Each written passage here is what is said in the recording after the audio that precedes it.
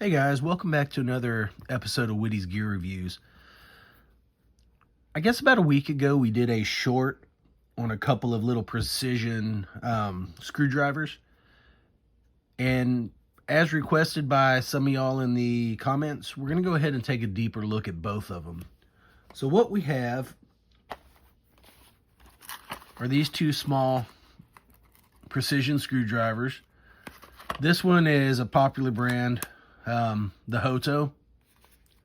So a lot of people that are around the EDC community, they use the HOTO. And then as I was looking for this one, I found the WorkPro, and these boxes are open. I've already taken them out, and for the short that we did earlier. And like I was saying, I found this WorkPro, and I saw a couple things that were a little bit different and a lot of things that were similar. Not to mention a little bit difference in price. So let's look at, the tried and true, the one that a lot of people have talked about already is the HOTO. So you get just a small little box, then you get the tool.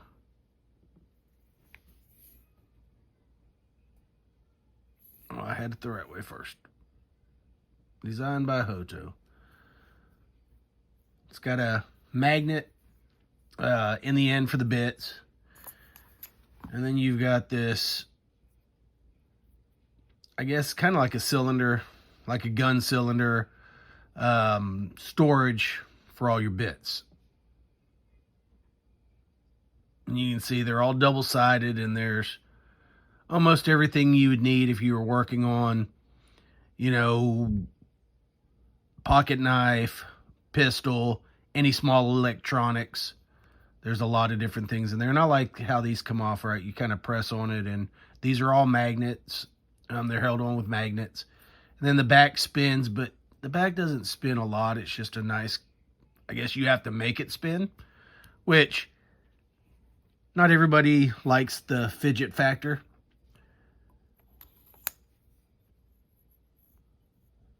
But as you're wrenching down on something, that helps to have that spinning based in the palm of your hand, right? So on Amazon, this one comes in at $19.99, and it is a 24-in-1. They're considering it to be the multi-bit mini screwdriver. This thing comes in the gray as you see here. It also comes in that color blue and the red. They're made out of high-grade aluminum alloy. The bits are made out of S2 steel alloy. And it says that they have a hardness rating of 60. So just in case, I know some people are like, man, most of them tools come with cheap bits. These are a little bit better than cheap bits, but I'm not saying it's like Weehaw type bits. But they are better than your standard cheap little bits that come in a lot of sets. And like I said, it has the magnet bit storage on the inside. So that's just a quick look at this one. Before we get into anything else, we kind of want to introduce a WorkPro. So this is a WorkPro, pretty much the same thing as far as the amount of bits that comes with it. It comes in that nice little molded plastic case. It's not bad. I mean, you can kind of store that thing on your workbench like I have it here if you wanted to. Just pull it out. Now, what intrigued me to this one was kind of the differences. This one's slimline, has the texture. I guess it runs all the way down the barrel. But I thought this one would be a lot, I guess, slicker in the hand. But it's actually not. It actually has a really good feeling to it for doing precision work.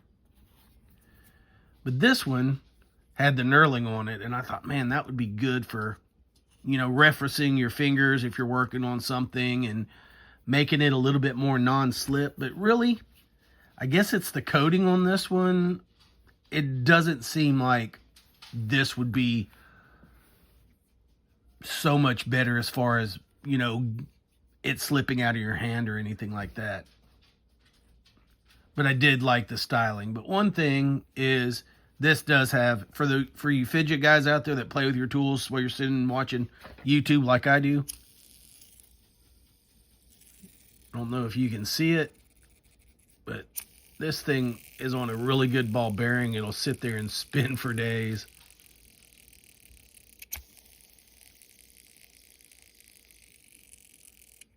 So, fidget factor wise, this one wins.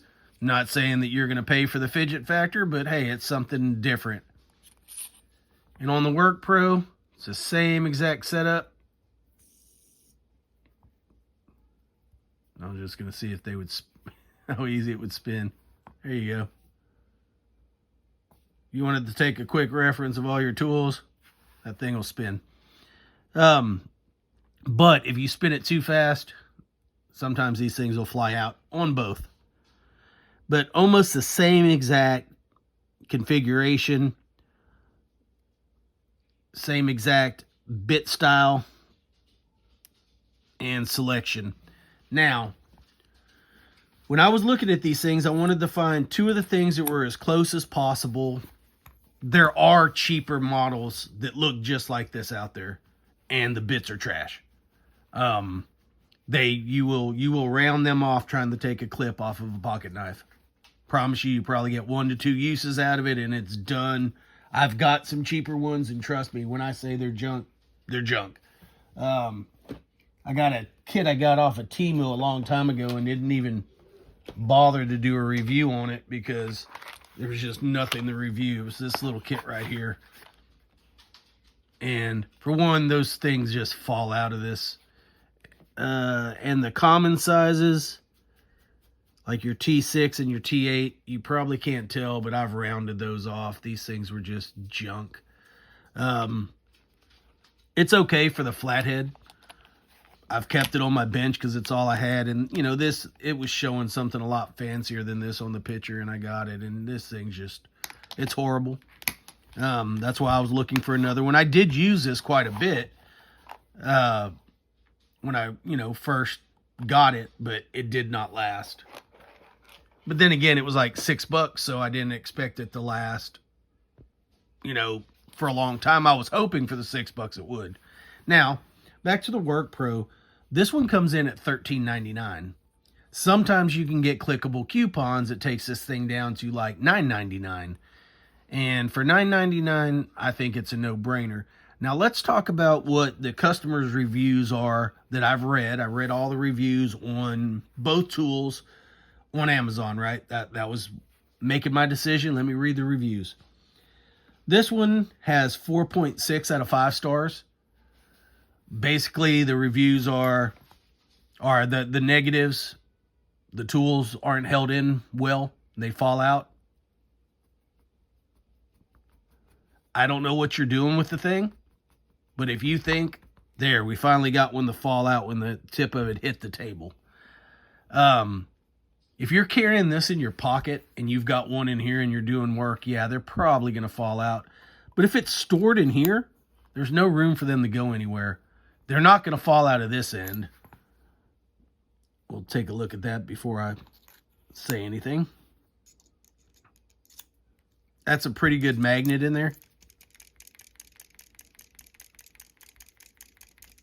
It's not going to fall out of that end. Now, if you drop it from height and it hits the ground, it might shoot out of there. I'm not 100% sure. I mean, I'm going to use it at my workbench. If it falls off of here, you know what?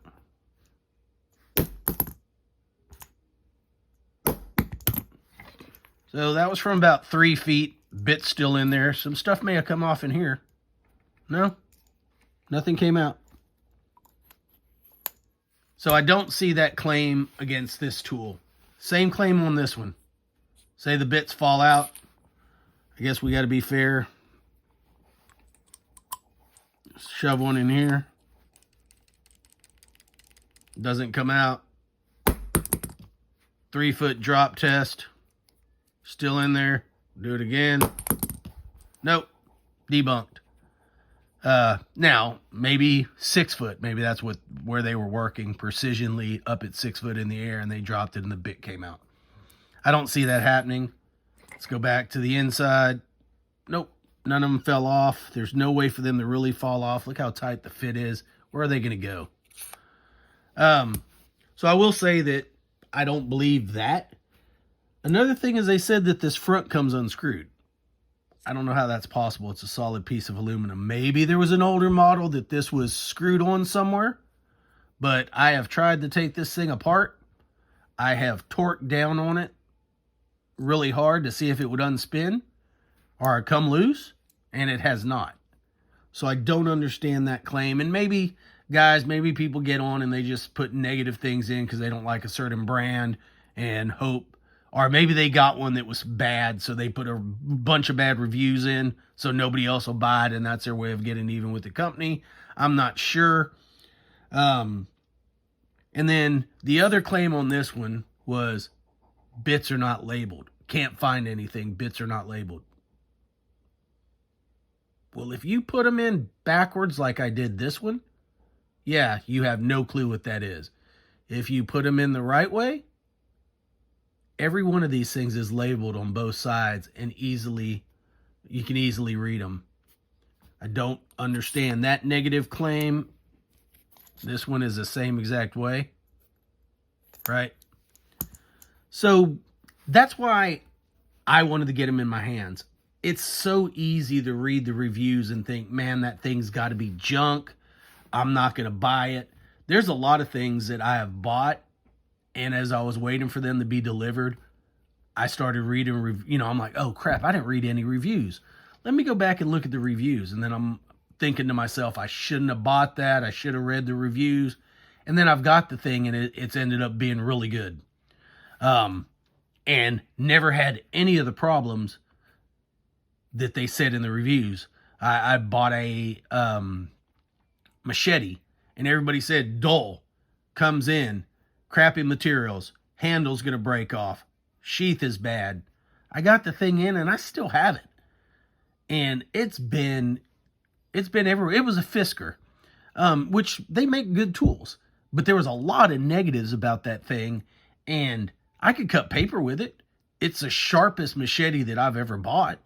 I don't know if they're wanting it to be like Japanese samurai sword sharp, which it is not, but it is sharp for a machete. And things that have edges can be sharpened. It just depends on how sharp you want to make it. But back to these tools. There are negative reviews. I can't tell you that I see anything that sticks out that would be negative. I mean, the paint's good, the millwork's good. They're both made out of the same exact material, and their bits are both S2 steel with a 60 hardness rating. Trying them real quick. Yes, if we've got, let's see, I have the right size. Let's pull out the T6 and T8, which is the most common for knives. And I'm going to try to do that as I'm talking to y'all, which is going to be a little bit harder to get to what I need, especially when it's all upside down. T9. Right here. Okay. Now let's see what we got. See, I like that one. All I'm doing is spinning it right here. And we've got the screw out. It's got a little bit of Loctite on there. We're going to put it right back in. And these are magnetic, which are good, especially if you're buying a precision tool. You don't want all your little tiny screws going everywhere. Now, I've put pretty good torque on that. Now, the claim also was these bits round off in three uses. So that's one. That's 2.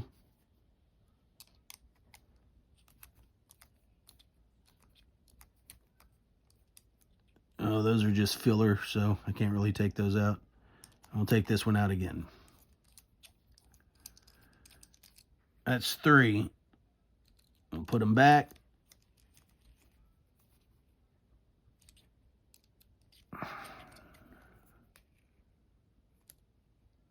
Did not strip out. Did exactly what it's supposed to do. There's a little oil and grease on there. I mean, but as far as the tip, it's just fine. Like I said, guys, maybe people put negative reviews because they don't like the company. Maybe they put it because they don't like stuff that's made in China. I mean, I don't know. I think they're both made in China, to be honest. Let me look.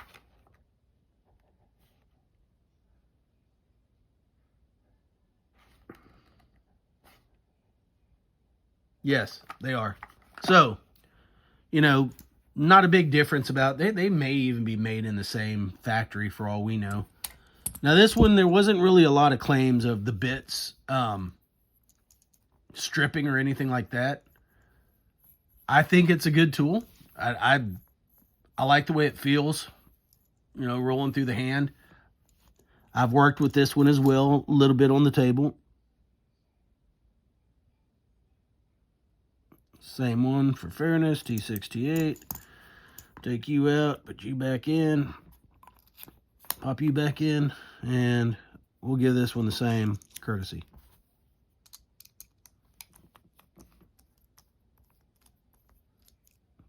Now, there is one thing that I'm starting to realize as I'm using this one.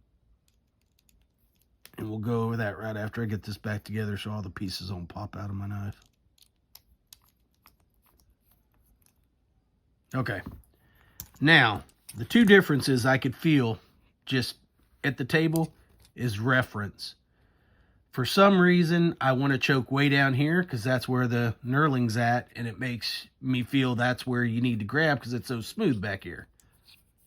This one, it's got the same channels all the way down, and I found myself grabbing more towards the back of this tool and kind of resting that in my, you know, on the fat of my hand, and it seemed real comfortable there, right?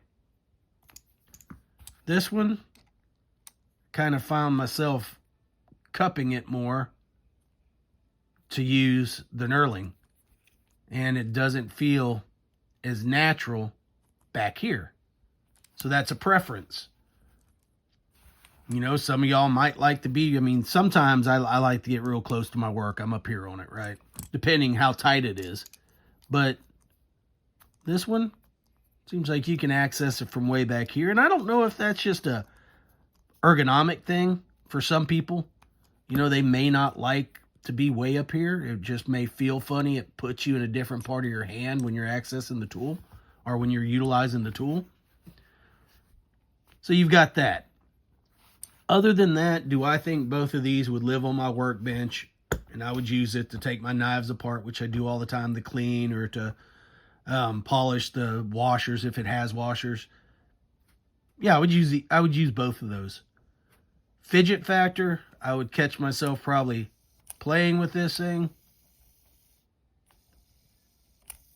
I just like the way it sounds. Sounds like a skateboard bearing. That thing will just spin. I don't know. I guess I'm amused by simple things. But, I mean, I don't know what kind of ball bearing they used in there, but, man, anything that you would want to spin, hook up WorkPro and find out what they're using. Because this one, you can't see it, but it doesn't. It'll turn, but it does not spin. You have to actually spin it. Like, see? Now, if I was to hold this one, well, I guess it's heavier on this end, but you can see that thing will spin for days. And that, I guess, is something else to notice. When this one is housed, you can spin this end because it's probably pretty balance weighted. That might be a plus for that tool. This one, I can tell you all day long, she is front heavy. But that may not be a bad thing. If you want to be close to your work, having all the weight towards the front of the tool might be fine with you.